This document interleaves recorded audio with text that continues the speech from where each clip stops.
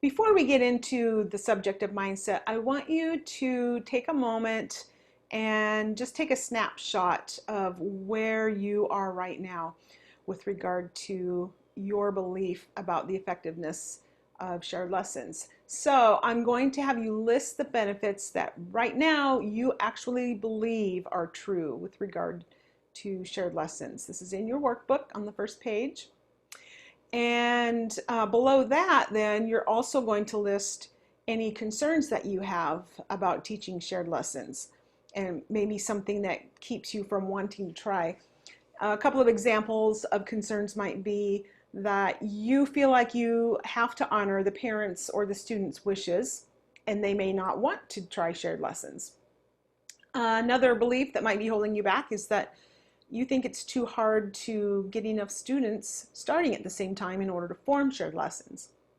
Or you might think that there's not enough time in a lesson to attend to everybody's needs.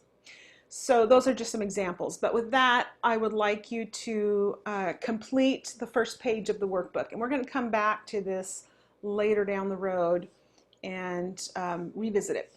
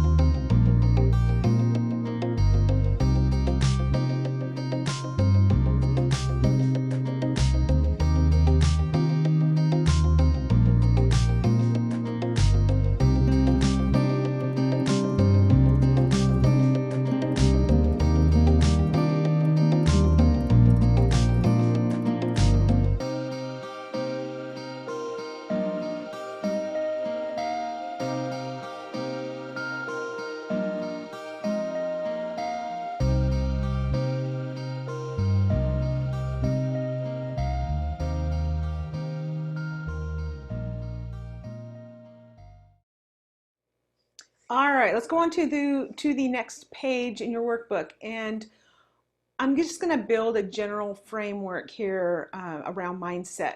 We're not going to get too deep into it. It's outside the scope of this particular course, but I do want to mention it because I think it's a great foundation. So Carol Dweck, who was a professor at Stanford University, developed this fixed versus growth mindset educational theory in the early 2000s. And it's a belief system where a fixed mindset says that you believe that your basic qualities like intelligence, talents, and that kind of thing are fixed. There's a certain amount that you get, and that's that. On the other hand, with a growth mindset, you believe that we can develop our abilities and our intelligence through effort and experience and mentorship and etc. So I'm going to show you a short video here that really explains simply some different aspects of fixed mindset and growth mindset. Researcher and professor Carol Dweck uses the term mindset to describe the way people think about ability and talent. Dweck delineates between two different mindsets that exist on a continuum.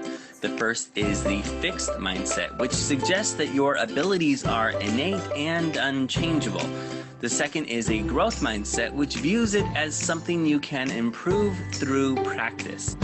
In a fixed mindset, you view failure as permanent, but with a growth mindset, you see failure as a chance to learn and even pivot.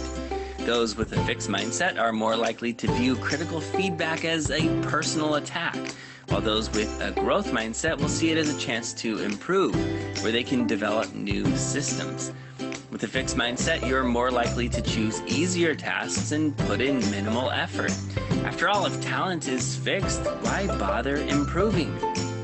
Why even try? But with the growth mindset, you're more likely to embrace challenging tasks and work hard to improve. Those with a fixed mindset are likely to give up when they face an obstacle. Meanwhile, those with a growth mindset will view obstacles as a chance to experiment and solve problems. In a fixed mindset, the focus is on measurable accomplishments. But with a growth mindset, the focus is more on a journey of continual improvement. With a fixed mindset, you're less likely to take creative risks. But with a growth mindset, creative risks are simply a way to innovate and improve. Ultimately, your mindset influences everything from creative risk-taking to how you view feedback to whether or not you finish difficult tasks. And in the end, it's one of the greatest factors in determining whether or not you grow and improve in your abilities. All right, so it's pretty clear that a growth mindset or working toward having a growth mindset is going to help you more than anything. Let's take a look at this chart.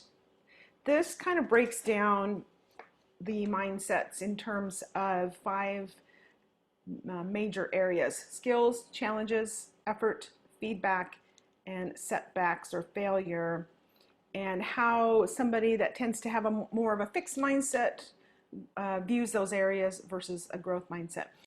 This is basically reiterating what was in that video, but it gives you a little bit more detail that you can think about and determine kind of where you tend to live in each of these areas. And of course, let's just acknowledge that you are not permanently anywhere on this continuum of 1 to 10, which is random, by the way. It's not black and white. It's not an either or thing. Of course, it fluctuates depending on what's going on in your life, just to, how much sleep you get, what circumstances you're dealing with at the time.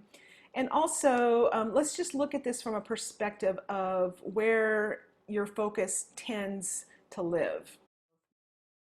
Also, think of mindset from a perspective of where your focus tends to live. So with a fixed mindset, your focus is more on the outcome. Did I look good? What did people think of me? And with a growth mindset, you're focused more on the process. of an event or a situation. Did it contribute to my success? Can I develop further? Did it not go well? And if not, break that down and what can I change to get a better result? So what I'm not saying is that if you tend to have more of a fixed mindset in a lot of areas, that that's a bad thing. It is what it is. We're just looking at what is. So this is a good place to start though if you're feeling stuck and scared to take a step forward. On the next page of the workbook is a little area there where you can kind of do a self-assessment and think about where you tend to be in each of those 5 areas with regard to your mindset. So this can just help you get an idea of where to start and help identify some particular areas that you might want to focus on. So go ahead and complete that, and then you're ready to continue to lesson 2.